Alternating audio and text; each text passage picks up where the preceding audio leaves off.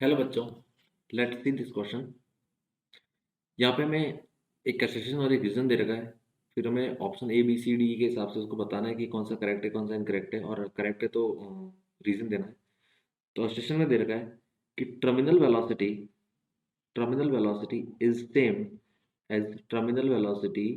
Is same as critical velocity. ये assertion है। Reason में दिया है द कांस्टेंट वेलोसिटी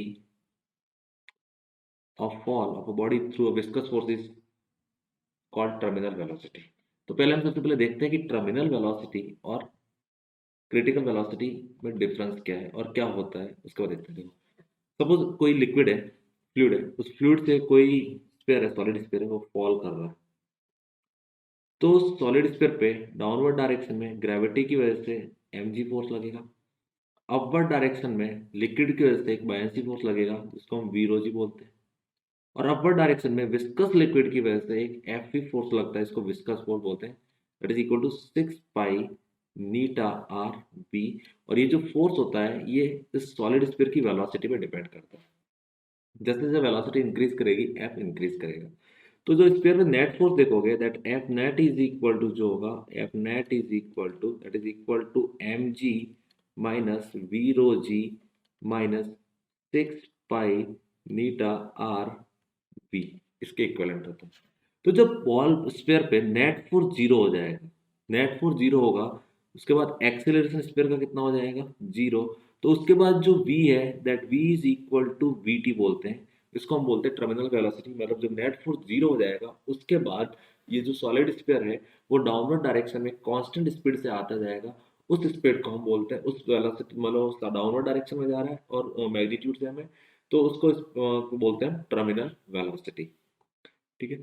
और जो क्रिटिकल वेलोसिटी होता है, क्रिटिकल वेलोसिटी में क्या है कि जब कोई ऑब्जेक्ट, जैसे कोई बॉल है, वो हवा में है, यदि उस बॉल के ऊपर डाउनवर्ड डायरेक्शन में लगने वाला एम जी और अपवर्ड डायरेक्शन में लगने वाला resistive force, air resistive force F R, ये जब दोनों सेम हो जाएंगे, तो उसके बाद वो जो वेलोसिटी अटेंड करता है उसको हम बोलते हैं क्रिटिकल वेलोसिटी। मतलब उसके बाद में उसकी स्पीड और डायरेक्शन क्या रहेगी, हमेशा सेम रहती है, उसको बोला जाता है क्रिटिकल वेलोसिटी। तो टर्मिनल वेलोसिटी या फिर लिक्विड फ्लूइड की टर्म में हम ऐसा बोल सकते हैं कि वह वेलोसिटी वेलोसिटी जिसके बाद लिक्विड फ्लूइड में, मतलब जो फ्लूइड है वो स्ट्रीमलाइन फ्लो होता है। जो फ्लूइड का फ्लो है वो कैसा होगा, स्ट्रीमलाइन फ्लो होगा। Flow of liquid, flow of liquid is streamline, streamline, इसको हम बोलते हैं critical velocity. So terminal velocity और क्रिटिकल वेलोसिटी दोनों सेम नहीं है। और the constant velocity fall of body through a viscous fluid is called terminal velocity. Terminal velocity वो वेलोसिटी है जहाँ पे नेट फोर्स जीरो हो जाता है, उसके बाद उसको कांस्टेंट वेलोसिटी से जाता है, उसको अपन टर्मिनल वेलोसिटी बोलते हैं। सो यहाँ पे assertion और रीजन दोनों इनकरेक्ट है।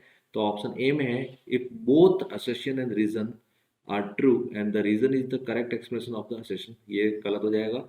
if both assertion and reason are true but reason is not the correct explanation of assertion, ये भी गलत हो जाएगा। ऑप्शन सी में दिया है, if assertion is true but reason is false, यहाँ पे हमारे दोनों गलत है। if assertion is and assertion and reason both are false, ये और आंसर मैच कर रहा है।